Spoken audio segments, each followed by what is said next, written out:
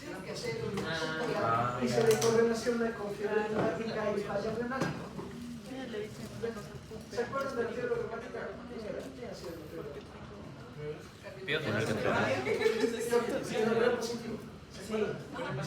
¿Y cuál es el problema?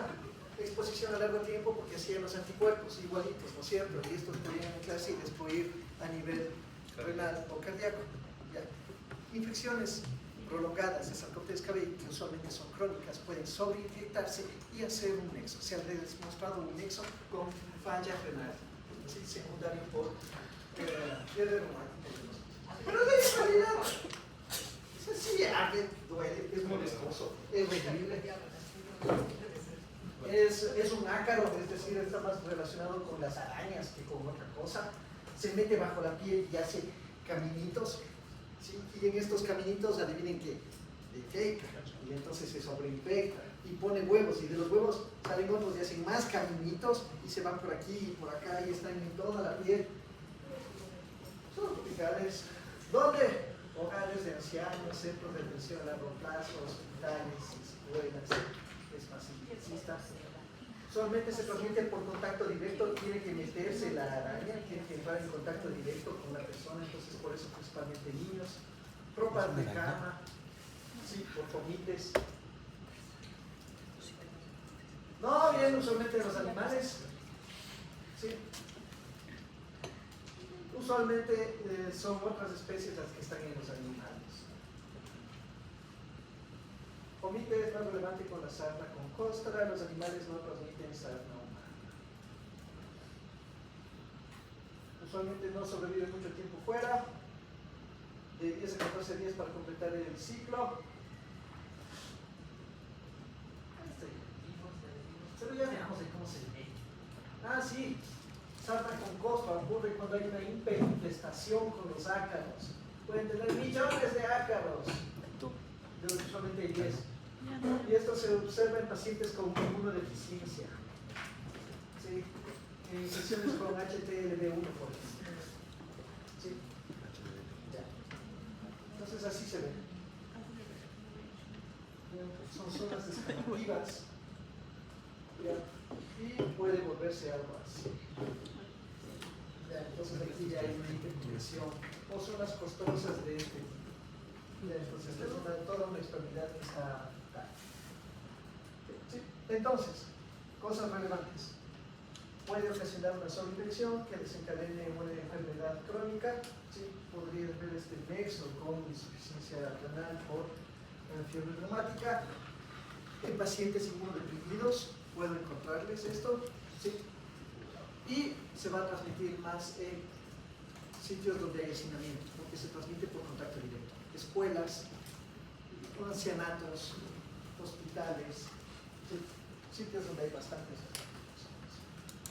Diagnóstico clínico y microscopía. Se puede hacer un raspado y se le ve claramente al ácaro, ya los huevos o las heces. Puros dermatoscopios, ahí está.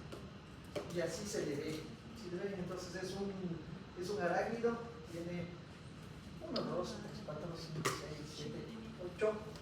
8, sí, 4, 8, sí, 8 patas, sí, por eso es un ácaro, es una araña. Y en los sitios principalmente donde se mete.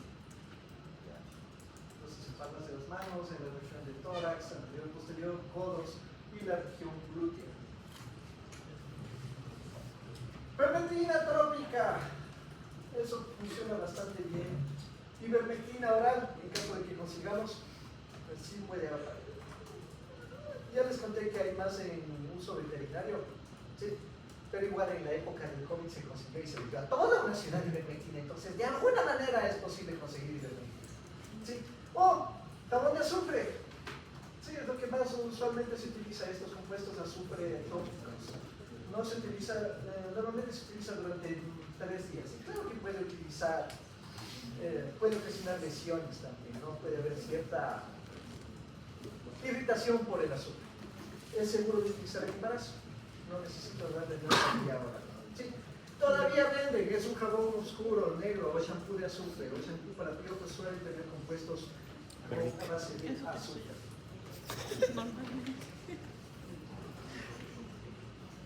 Ya. Ahí está. Entonces, ivermectina de preferencia tratamos de evitar en el caso.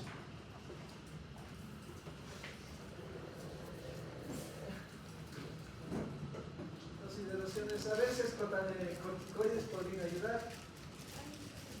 A todos los miembros del hogar y contactos sexuales. ¿Sí? Y pruebas. Si es que es una salva con costa, pensar que el paciente está inmunodeprimido. ¿Sí?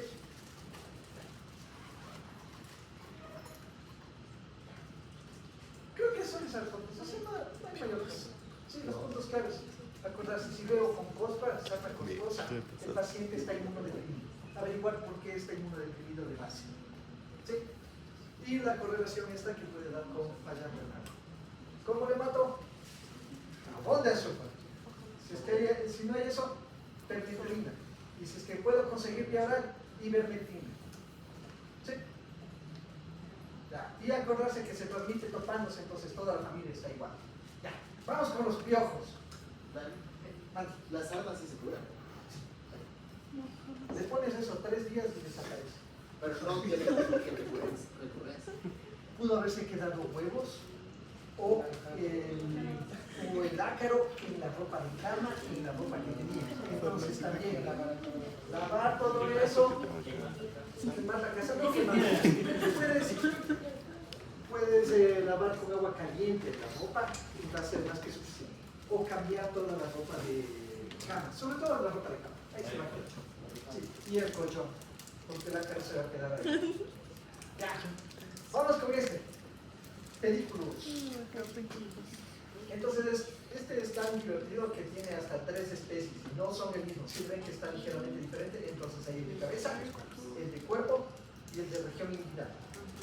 ¿Ya? Entonces, 3 tipos y ahí está. ¿Cuál es el problema de este? Usualmente puede transmitir el tifus epidémico, la Bartonella quintana, que es las fiebres de las ancas, y la Borrelia recurrentis. ¿Ya? Usualmente se transmite por contacto sexual o prendas contaminadas, sobre todo pedículos, Dipterus pubis, que es el piojo específicamente de la región inguinal. Pedículos humanos es el piojo del cuerpo. Sí, se transmite a través de ropa o ropa de cama o contacto directo. Y pedículos capitis es el que vive en la cabeza. Niño que vaya a la escuelita y no regrese con piojos sigue siendo extraño en nuestros días, independientemente del sitio a donde vaya a clases. ¿Ya? No es tan inusual, ¿no? Siguen estando por ahí el piojo humano todavía presente. ¿Ya? Riesgos: vivir en refugios, refugiados, faltas de notas de aseo. ¿Ya? Entonces, sí, una vez sí vi un caso en hospital de esto, de pedículos capitis. Era una señora, 85 años de edad, hipertensa, con diabetes, que le habían puesto en un ancianato, así como el abuelo Simpson, y se lo pegaron de visitar durante mucho tiempo. Había sufrido una fractura, ¿ya?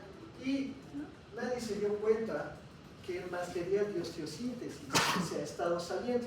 Entonces el clavo de osteosíntesis estaba así, tenía una infección que progresó a osteomielitis, y cuando llega a mí estaba en sepsis. ¿Sí? Entonces con esa edad, en sepsis, con las 2 comorbilidades, dije, ¿cómo no le vieron que estaba así salido durante tanto tiempo? Y se me ocurre, ¿no?, tratar de revisar más, y encuentro que tenía también pedículos capitis.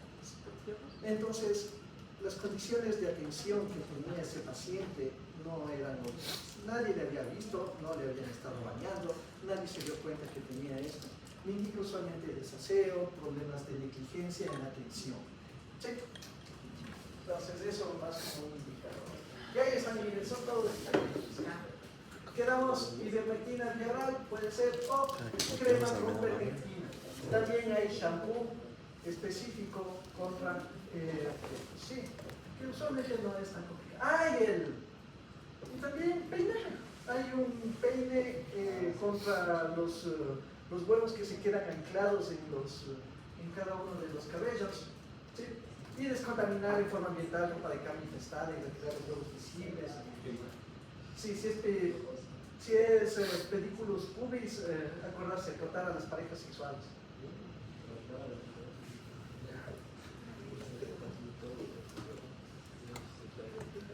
Permetrina funciona bien, ivermectina hierba o tratamiento de champú. ¿Todo bien hasta aquí? ¿Sí? Acuérdense que son tres especies diferentes. ¿Sí? Son específicas del ser humano, no se comparten con otros animales. ¿Sí? Los animales tienen sus propios piojos. ¿Sí? ¿Y comparten con nosotros? No. No, solo es ¡miasis! Este es más divertido.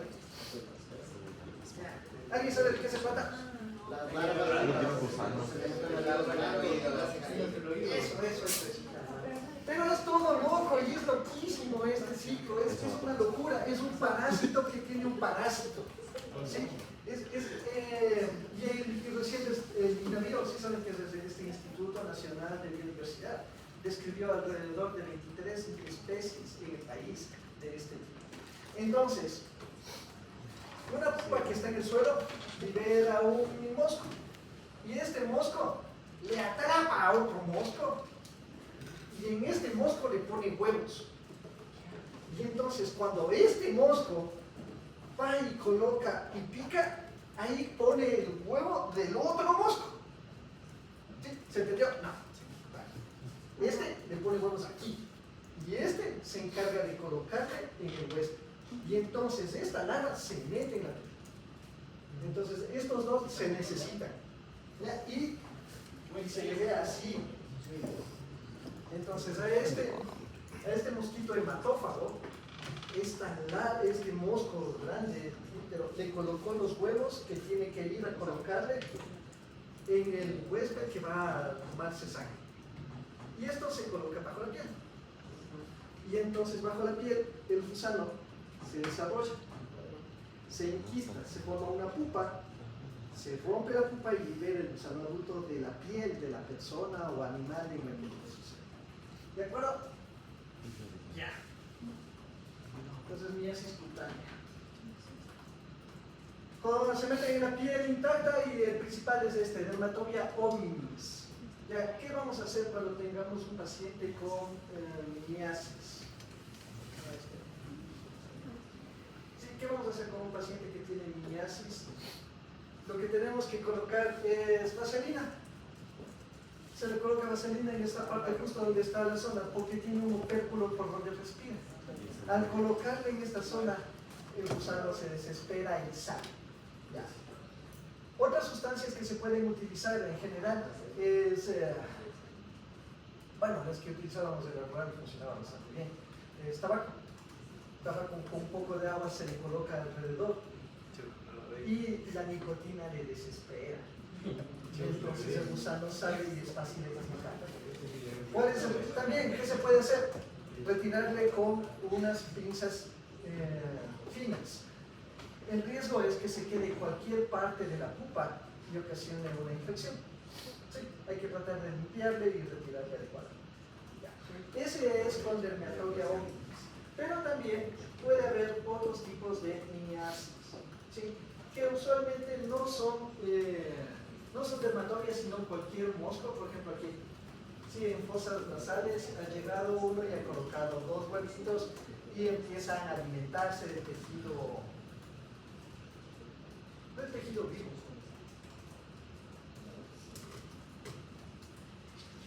El tratamiento de tratar las larvas. Obstrucción del oxígeno con petróleo, aceite mineral en la herida, o puede sacarle mecánicamente y usar ivermectina vía oral. ¿Sí? Se puede exprimir las lesiones, no evite exprimir las lesiones porque puede aplastarle al gusano y entonces va a ocasionar una respuesta granulomatosa. Hay que abrir y retirar. Y entonces hay este caso clínico, es un caso horroroso, es de un paciente en situación de calle, tenía esquizofrenia, ¿sí? Y entonces llega en estas condiciones a un hospital. No fue que le internaron, sino prácticamente le capturaron. Sí. fue ingresado en el hospital, sí, estaba vivo, tenía como base esquizofrenia, se había perdido de su familia, lograron encontrar a los familiares después de algún tiempo buscando con trabajo social y entró a limpieza masiva, ¿no? Entonces encontraron más de 200 larvas presentes ahí. Y entonces se hizo un primer tiempo quirúrgico en el que se hizo una dehidratación con limpieza, ¿sí? Y poco a poco ya tenemos ya tejido de granulación, cicatricial, y entonces el paciente fue reinsertado con su familia, seguir el tratamiento y todo lo demás. Sí, acuérdense que cuando un paciente, al menos en procesos psiquiátricos, si no tiene apoyo o el seguimiento de la atención, el pronóstico puede ser malo y termina en situaciones de cáncer. ¿Sí? Entonces, eso sí. No, ella está bien, ella está con tejido de granulación y está superficial. Y este es el que les decía de la ¿vale? No, solo se quedó a nivel óseo. Solo todo eso es un escape importante de todas las fascias y estas aponeuritis, pero no llegó a encima, no penetró a nivel de óseo.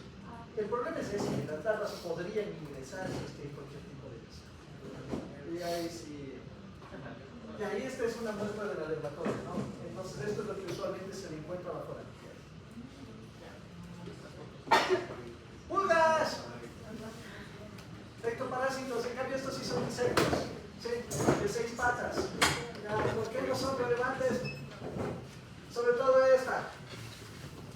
Xenopsila cheropis, la pulga de la rata. Sí, es la que transmitió Yersinia pestis. ¿Se acuerdan? Se llevó 1/3 de la población de Europa en la peste bubónica y en otras partes también. Ahí está, qué bonita. Ya. Su rol es principalmente como vector. ¿Ya? ¿Cuál es el problema? Ponen huevos en el suelo y las zonas quedan infestadas durante mucho tiempo. ¿Sí? Entonces, una zona donde hay pulgas puede quedar con huevos latentes durante bastante tiempo. Pueden alimentarse de piel descamada y de tejidos, entonces si es que hay alfombra o si hay tierra, pueden estar ahí presentes las pulgas. ¿Sí? Ya. ¿Han visto alguna vez una trampa casera de pulgas? Trampa de pulga. Sí, solamente se coge un plato con un poco de agua y se coloca una vela en el medio. Y usualmente cuando las casas eran con un piso de tierra, ¿sí? Entonces se colocaba eso a un lado y las pulgas quedaban medio tapadas porque se atraían por la luz. Wow. Y uno más, vamos con este. Tunga penetrans. También es una pulga, pero este no le da solamente la necesidad de estar sobre el cuerpo, sino que se mete en el cuerpo. ¿Ya? Y se le ve así. Entonces usualmente está en piel, en miembros inferiores, caminar descalzo en ciertas zonas. Ahorita está más relacionada con la zona de oriente, pero también había en la región de la sierra, y tiene un poro. Y por aquí bota huevos y respira. ¿Sí? Ya, entonces lo que se hace usualmente es también debridamiento y ese quirúrgico. El problema es que puede sobreinfectarse, ¿no? Entonces lesiones agrupadas costosas y sigue eliminando por cada uno de estos poros los huevos. No, no es que pues no.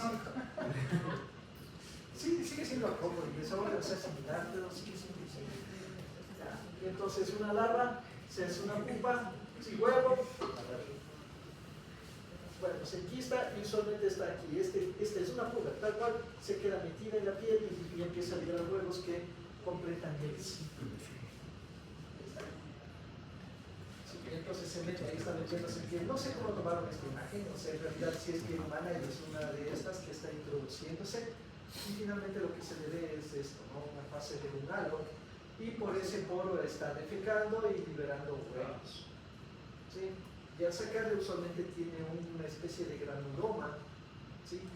Con todo esto, tiene un abdomen hipertrófico blanquecino. El problema es este, ¿no? Puede presentar lesiones masivas en la piel. ¿Ya? Ya lo vamos a ver. Y estas usualmente se sobreinfectan. ¿Sí? Entonces, aparte de las lesiones, va a tener problemas de infección. Ya, listo. Hasta ahí ectoparásitos. Sí, pues básicamente que sepan cuáles son. El tratamiento, jabón de azufre, shampoo de azufre o antipiojos.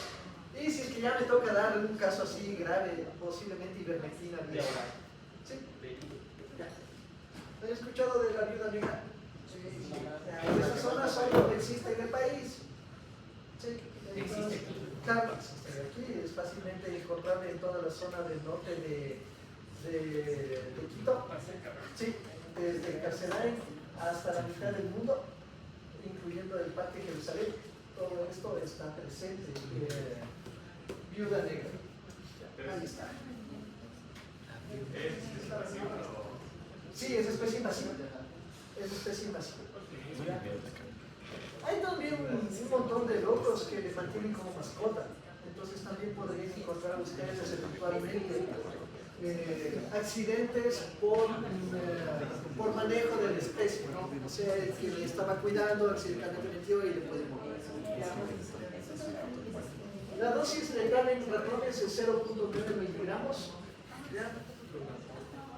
Sí, y la toxina es esta, la alfa-latodroxina, que lo que ocasiona es una descarga masiva de acetilcolina. Síndrome colonial. Eso, entonces, ¿qué tendrá? Síndrome colonial. Sí, porque con el Qué bestia. Meiosis, ¿cómo es? Eso. Taquicardia. Taquicardia, meiosis, anidrosis. No. Y peligrosis sería, ¿no? Radical. Anidrosis, peligrosis. Deja.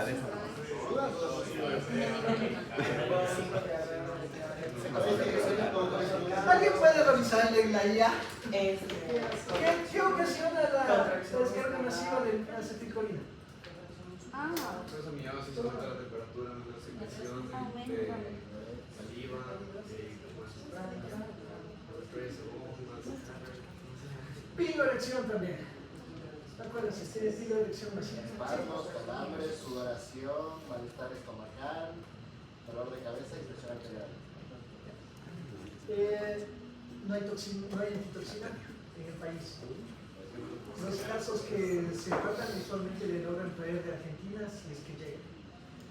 Una de estas no es letal en un adulto, humano adulto, pero sí en niños. Ya, entonces, lo típico en casos letales es un niño que no ha revisado el zapato y se ha metido ahí. Entonces se pone el zapato un niño de 2 o 3 años y sufre múltiples picaduras. Sí, porque la araña está tratando de defenderse del asunto y entonces entra en procesos que pueden llegar a ser letales. Hay un caso de un... Es que sí, es muy chistoso. Era de un paciente en Australia, ¿ya? Y ahí las distancias son bastante lejos. Entonces, se emborracha y se queda dormido en un baño. ¿Ya? Bien, podríamos ser nosotros. Sí, se despierta y una araña se había quedado en el pantalón. Entonces empieza a sentir los síntomas y tenía que hacer un viaje así largo de 1000 kilómetros más o menos. Y de repente se siente muy mal, llega en el hospital, dicen sí, esto es una infección por viuda negra, le dan la antitoxina, se siente mejor y continúa el viaje y otra vez a los 300 kilómetros empieza a sentirse mal, llega al hospital, le vuelven a dar la antitoxina, le liberan y continúa. Y la araña seguía en el pantalón y cada vez que le molestaba le seguía inyectando, le seguía. Entonces, en un adulto posiblemente no sea letal, en un niño sí, puede llegar a ser letal. Y está presente, el acceso tiene bastante con el ser humano. ¿Y esto qué es? Esto es... Escorpiones. Sí, entonces, afectaciones con porcentaje letal, principalmente en Morona Santiago. Pero en el resto de provincias también está presente, sí, sobre todo en Bolivia. No, sí hay casos. Recientemente murió una niña en Taisha, ¿se acuerdan? Fue una picadura y el problema es este, ¿no? hay una serie de escorpiones que están presentes, sobre todo estos dos grupos, Centruroides y Tirius.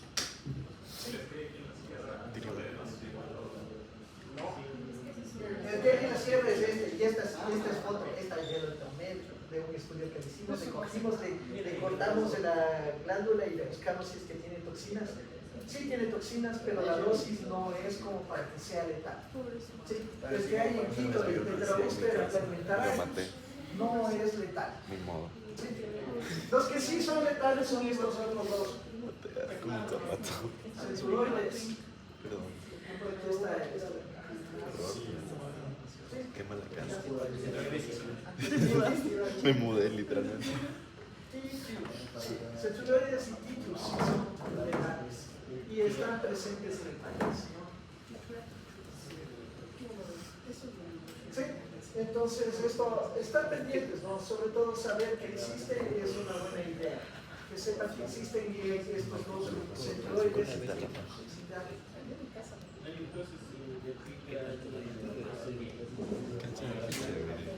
Manejo sintomático. ¿Qué es lo que va a tener entre las toxinas esto? Es bloqueadores de canales. Entonces lo que vamos a esperar es arritmias cardíacas.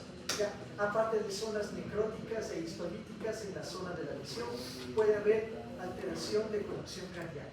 Y es lo que voy a tratar de manejar a nivel. ¿Cuáles son las especies más peligrosas que tienen los árboles? Sí, estos dos. Estos dos. Centruroides y Tirius. No. Ah, ya. Usualmente en toda esta zona de acá, Oriente y la costa. Sí, algunos están muy relacionados con las plantaciones de plátano.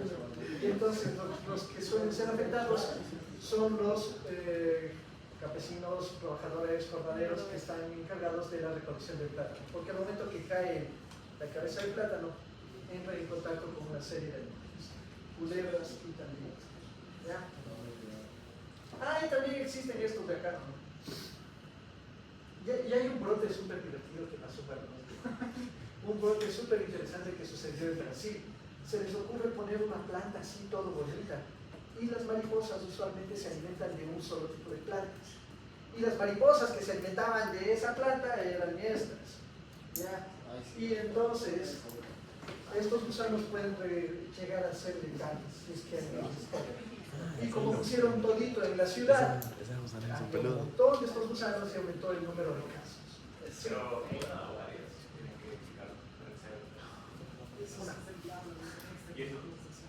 Sí, ahí están. O sea, el Entonces, brote fue por acá, ¿no? Pero estas especies están presentes en toda esta zona, incluyendo zona oriental principalmente de Ecuador y en estas zonas de esta parte. Sí, el oro es Machala. Siempre es todo estoy en Machala. Y yo ni tenía de Lonomia. No tenía un. Lonomia. Sí, orugas del grupo Lonomia. Sí, son estas mariposas. ¿Sí?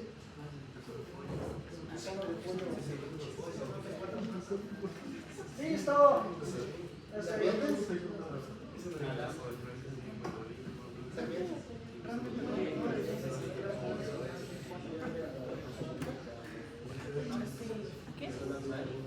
¿Qué pasó? No.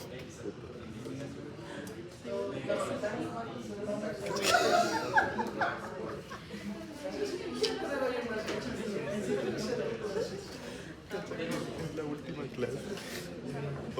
Ya, vamos un poquito con este último tema. Sí, último tema. Último tema, se acaba. Sí. ¿Ya es la última clase? ¿Qué? Sí. Y la... No me avisó. O sea, Ya iba a acabar y no me avisó. Sí, porque el examen se había la próxima semana. No, ya Sí, y ahí 5 minutitos cada uno para que exponga lo que encontraron en su revisión. la próxima semana 5 ya tenemos minutitos, así solo dar una clase de revisión. Dijo que iba a dar clases. No vimos a Román. Leishmania. No, sí vimos a Román. No, solo Leishmania. Diga para tratar en el ya anotamos. Y ahora sí me envían. ¿Sí me enviaron? Sí. El país biodiverso, sí, es mega biodiverso. ¿Adivinen qué? También es mega diverso en serpientes. Hay un montón de serpientes. Montón de serpientes. Miren esta que bonita. Entonces, hay todas estas especies que son de importancia y relevancia para el ser humano. Sí. Todas estas son elapidaes. Sí, y en estas tenemos a las micrurus. ¿Ya? El grupo Elapidae son primos de las cobras. ¿Ya? Entonces, cuando existía Pangea, tuvieron un abuelito común. ¿Sí? Y los que se quedaron allá, una vez que se separó todo, se volvieron las cobras, y los que se quedaron aquí se volvieron los del grupo Micrurus, que son las corales. Las corales son la versión de las cobras que existe en toda la región de Sudamérica. Tienen un veneno similar y unos comportamientos relativamente similares también. Son minadoras, no están así solo en el ambiente, sino que están usualmente bajo la tierra. ¿Y adivinen qué? Van y plantan yuca. ¿Y la yuca dónde está? Bajo la tierra. Entonces se tocan, saca y entran en contacto con los. Y estas de acá, Viperidae, son las Bothrops. Bothrops asper, sobre todo, y Bothrops atrox son la serpiente X, que es la que está en el país. Son muy exitosas, son primas lejanas de la cascabel, ¿sí? Y en ciertas zonas le ganan el territorio a la cascabel porque son más agresivas. ¿Sí? ¿En dónde hay mordeduras en el país? Ahora y todo esto son de acá. ¿Cuántos casos? Alrededor de 1000 casos anuales. ¿Sí? ¿Cuál es el problema usualmente de estos? Ocasiona mortalidad. Esto sí produce mortalidad. O el veneno produce tal destrucción del tejido que suele terminar en amputación. ¿Sí? ¿A quiénes? Hombres. ¿De qué edad? De 28 a 49 años. ¿Por qué? No, porque esto quiere trabajar en el campo. Sí, es que también pueden caer, ¿no? Suelen encontrarse en árboles. Entonces, si es que alguien va a recoger limones, que pueden estar en contacto. Si es que están en actividades agrícolas, como les mencionaba, se extrae raíces como la yuca, entra en contacto. Sí. Pero en general también, ¿no? O sea, no es tan diferente solamente 2 a 1, porque las actividades laborales ocasionan el contacto, ¿ya? Entonces, miren 18 años, agricultor, mordido del pie derecho por una culebra que se trabajaba en el campo, es atendida en segundo nivel, donde presenta dolor, y se trataba de una culebra X, dice. Y, adivinen qué, trajeron la culebra al hospital. No es extraño. Pero viva, güey. Muerta, usualmente le matan y llevan la culebra. El veneno es proteína, no se degrada, no le examinen a la culebra. ¿Sí? Traten de no topar la cabeza, porque todavía es posible envenenamiento. ¿Sí? Y usualmente traen la culebra. Entonces sí me va a orientar para saber si es que se trata de una Bothrops, de una X o de una coral, pero traten de no topar la cabeza.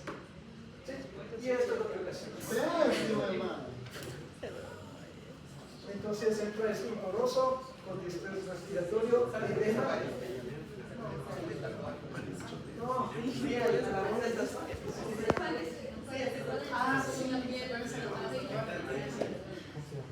Ya, pero esta es una flictela hemática, ¿no? Entonces ahí está sangrado. Si se extiende hasta la rodilla y se encuentra una flictela hemática en la zona del matosa. ¿Qué hago yo cuando veo esto? No, dibujo hasta dónde está el edema, porque después me toca controlar la evolución clínica en función del edema. ¿Sí?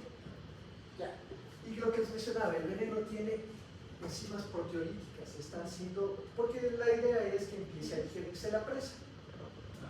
¿Sí? Entonces está en el proceso de digestión. Cuidados de vida, 2 viales, antiveneno polivalente de Parabotrops. Permanece estable 2 días con desarrolla cefalea, distrés respiratorio, oxidación, se le intuba y es transferido a un hospital de especialidades. Glóbulos blancos en 9.000, rojos en 4 millones, plaquetas 250.000, hematocristo en 26 y los tiempos elevados de trombina y tromboplastina. Ya vamos a hablar del antiveneno, eso es otro relajo. Entonces, le enviaron a un hospital que pueda manejar intubación y que le dieron 4 viales más de antiveneno y se mantiene el soporte respiratorio. Y después, ¿qué pasa? Convulsiona. ¿Ya? Y en tomografía se encuentran lesiones hipodensias difusas en la región occipital hasta la región frontal. Lo que usualmente suele presentar es edema encefálico. ¿Sí? Basta de presentar un edema generalizado y 2 semanas más de soporte ventilatorio. Presenta mejoría progresiva del estado neurológico, la presión se mantiene estable. 1 mes de hospitalización y tomografía de control a los 6 meses y estaba completamente normal. ¿De acuerdo? Entonces, ante una mordedura, sobre todo de otros aspe, de la de X, va a necesitar manejo de terapia intensiva. ¿Sí? Y aquí está. Entonces, es la Botrops, le dicen cabeza en forma de flecha, tiene una fosa loreal con la que detecta el calor, mide el UV y el calor porque se alimenta principalmente de mamíferos, es agresiva, ¿sí? Es ovovivípara. ¿Qué es ovovivípara? No, eso es ovípara. Ya, entonces nunca deposita los huevos, sino que les lleva dentro y libera, da luz crías vivas. De esa manera nadie se le come los huevos y sobrevive. Y el 90% de las 30 crías que ponen llegan a la edad adulta. Es un organismo exitoso, agresivo, es enorme. Tiene una forma de dentadura que se llama solenoglifos. Aquí son 2 colmillos acanalados, retráctiles, de aproximadamente 3 centímetros, capaces de atravesar las botas de caucho. ¿Sí? Y esto está más o menos a tamaño 1:1, o sea, no está tan a escala, ¿no? Sino que más o menos el tamaño real, solo que más delgadita. Porque el adulto puede medir 1.5 metros a casi 3 metros de largo. Y vive en toda esa zona. Entonces, en Colombia, Venezuela, todo Centroamérica, y se ha documentado que en estas zonas logra desplazarle a la cascabel en México. ¿Sí? Logra dominar el sitio como depredador principal. En el país tiene 2 vertientes, ¿no? La que existe en la costa y la que existe en la sierra. Y aquí están todas las moléculas. Entonces se le ha estudiado muy a profundidad y lo que principalmente tiene son estas cosas. ¿Ya? Va a tener proteínas, sobre todo estas serinproteinasa que ocasionan procesos proteolíticos y estas cosas de acá.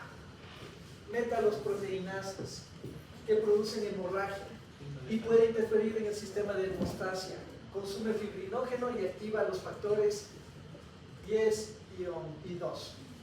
¿Sí? Entonces, ¿qué es lo que ocasiona cuando hay mordedura?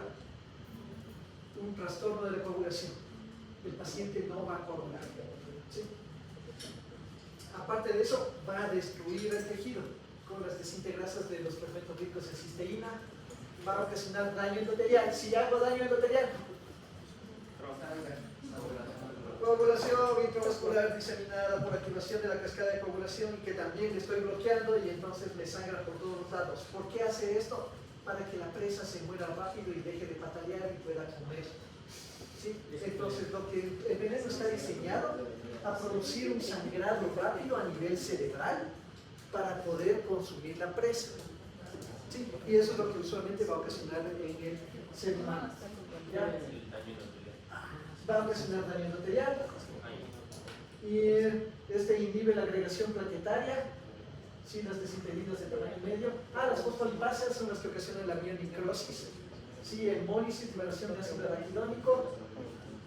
Las proteínas ricas en cisteína ocasionan contracción del músculo liso y alteración de los canales iónicos. Entonces también le va a dar alteración de la convulsión cardíaca e infarto. Dani, una pregunta. En las películas he escuchado que cuando te tiene una serpiente, chupas y botas de veneno. ¿Eso funciona? No funciona. Incluso te venden en los sitios de acampada la jeringuilla peligrosa para que le coloques instrucciones. No funciona. No hay evidencia que soporte eso. En el caso de que chupas, ya no hay miedo que Sí, porque puede pasar por las mucosas. Estás poniéndome directamente en la boca fosfolipasa y metaloproteinasas. Eso puede ocasionar necrosis a nivel de los mucosas. Entonces no está sugerido eso. Ya. También hubo un tipo, se llamaba, todavía anda vivo por ahí. No, y se le ocurrió hacer un estudio en guaraníes, sí, en la población guaraní, en la etnia guaraní, y les dijo, o les damos choque eléctrico o amputación. Y nunca está bien, no está bien estandarizado el tipo de mordedura, porque a veces la serpiente puede morder y no inyectar veneno. ¿Sí? Y demostró que sus choques eléctricos funcionan para las mordedoras de serpientes y publicó en Nature. Y adivinen que después sacó su propio aparatito con su marca registrada para dar choques eléctricos a los campistas que han sufrido eso. No hay evidencia a favor de choques eléctricos sobre una mordedura de serpiente. No funciona. Es más, retrasa la atención médica y ocasiona aumento de mortalidad. Porque la persona piensa que con eso ya va a estar bien y no va a estar bien. ¿Sí? Entonces hay evidencia en contra de los choques eléctricos. ¿Qué más se ponen? ¿Vendajes? No. En estas serpientes de aquí no está sugerido vendajes. ¿Sí? Aumenta el riesgo de necrosis y pérdida de la extremidad. ¿Sí? Jugo de limón puro. Todavía he visto que se toma. Nada, no hay efecto sobre eso. La zaragoza, que es un bejuco. Es un bejuco, es una liana de la selva que le cogen, le maceran, le aplastan y le colocan. Es complicado porque no se sabe la dosis específica ni si es la planta que se necesita. Hay ciertos estudios que identifican bloqueadores de los venenos en plantas, pero no es tan específico eso. ¿Sí? Lo que vale ahorita, dosis antiveneno. Ácido de batería también, no. Le va a aumentar la necrosis también. ¿Sí? Es ácido sulfúrico. El ácido sulfúrico sobre las células humanas les va a hacer pedazos. ¿Sí? Dani, si le quemo. No. Sí, pero ya entró en circulación.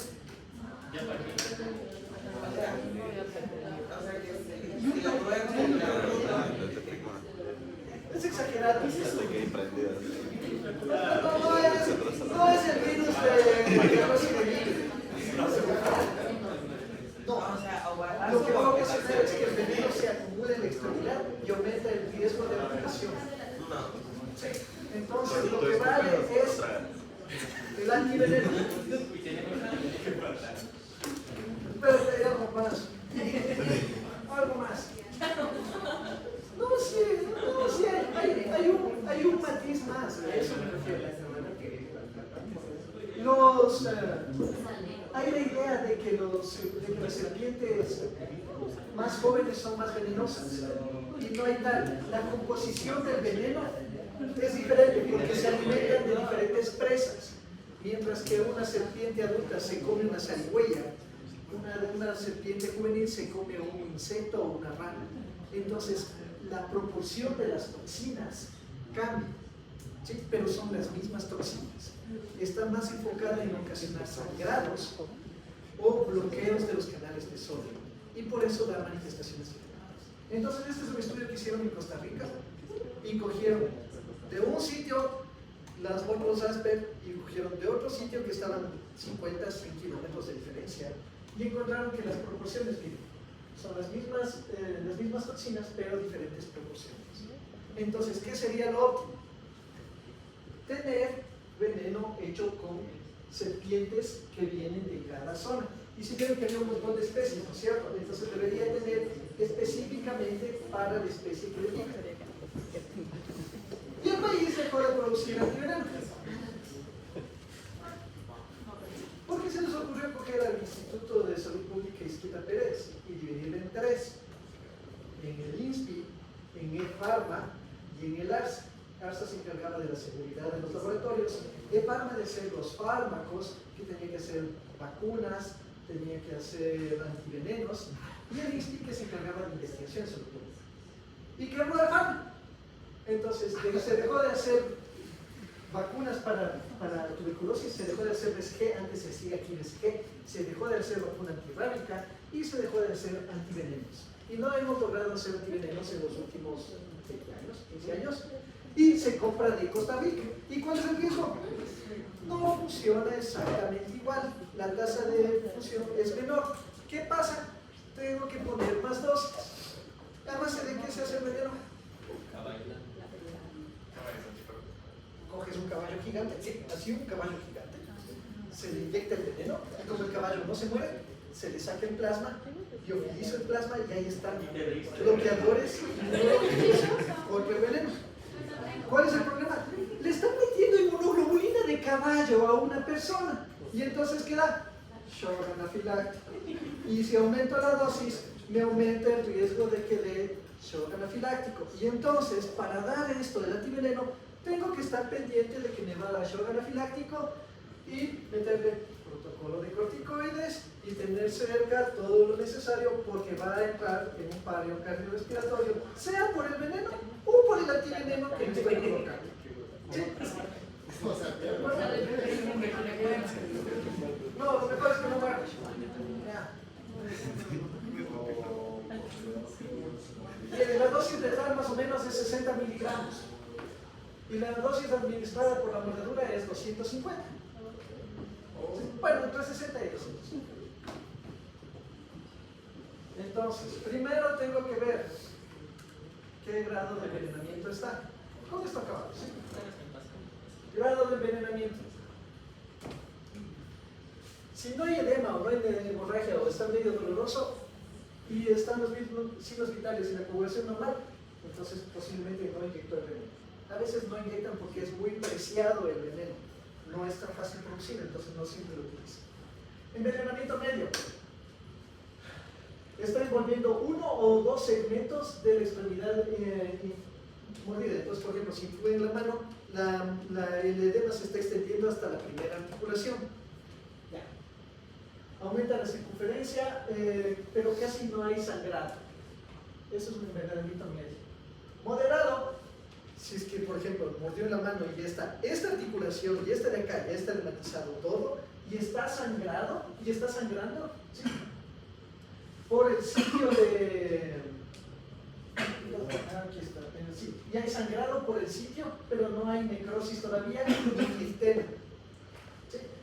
Y envenenamiento severo, cuando ya vemos que hay necrosis, hay síndrome compartimental, el edema se extiende más y hay sangrado. ¿Sí? ¿Qué es lo que va a pasar? Ese sangrado se va a extender al cerebro y va a morir por una hemorragia cerebral. Ya, entonces, ¿qué hago? Le meto 2 dosis. Empiezo con 2 dosis del antiveneno. ¿Sí? Esperamos 20 minutos. ¿Ya?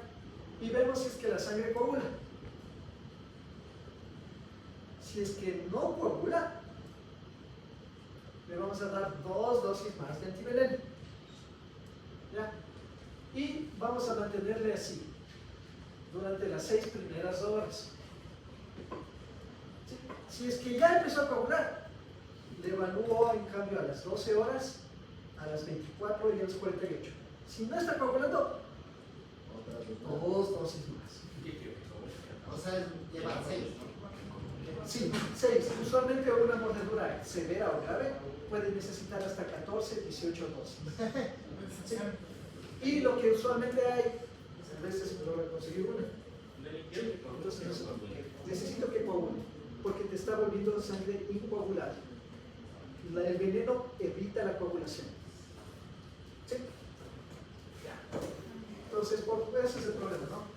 Disponibilidad del suelo físico, evaluación de la disponibilidad de cosas, capacitación educacional. Y puede dar todo esto, ¿no? La enfermedad del suelo,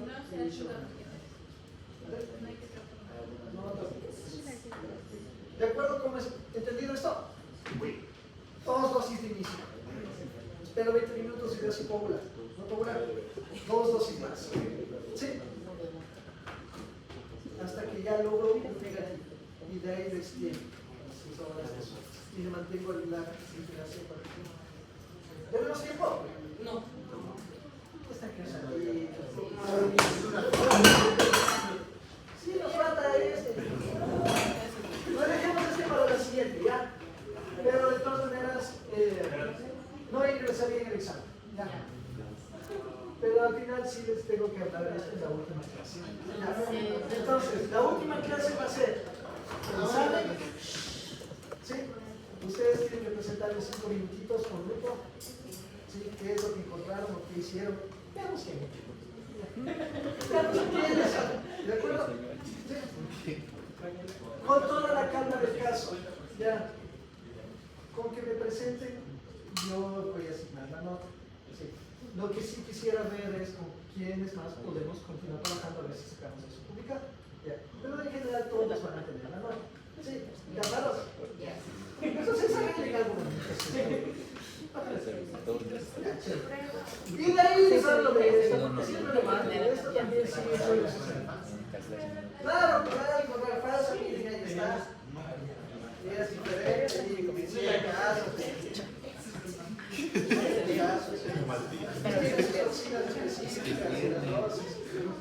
Dani, entonces los temas que va para el examen de las semanas son... Mordedoras de serpientes, pero no coral. Todo ectoparásitos. ¿Qué vimos en el anterior? De España también vimos en el anterior. Claro, de España. Idea de España. Sí, claro, los tremátodos y los prostrematodos. Fasciole hepática, Paragonimus westermani y es chistosoma. ¿Sí hablamos de chistosoma con ustedes? No hablamos de chistosoma. Entonces me faltan 2 temas. Pero ya no van a estudiar. Es que con fasciole la tengo. Fasciole Paragonimus. Tremátodos que incluían fasciole hepática y Paragonimus. ¿Sí? Leishmaniasis. Todos los ectoparásitos y accidente ofídico hasta antes de coral. ¿Sí? Hasta antes de las elastinas. Con eso creo que ya está bastante. Sí, es suficiente como para el examen. Ese día 5 minutos, en serio, 5 minutos así con relojito, porque ya aprendí dónde puedo poner el relojito en las presentaciones. Sí. No más de 1 o 2 diapositivas. Que me cuenten qué buscaron, qué encontraron. ¿Sí? ¿De acuerdo? ¿Qué tema que encontraron? Y de ahí, y sí tienen que pasarme el borrador escrito. ¿Sí? El borrador escrito debería tener introducción, métodos, resultados y la instrucción. ¿Qué? Todo con guía. Les dije que no lo que Grupo de cuánto. Grupo empezado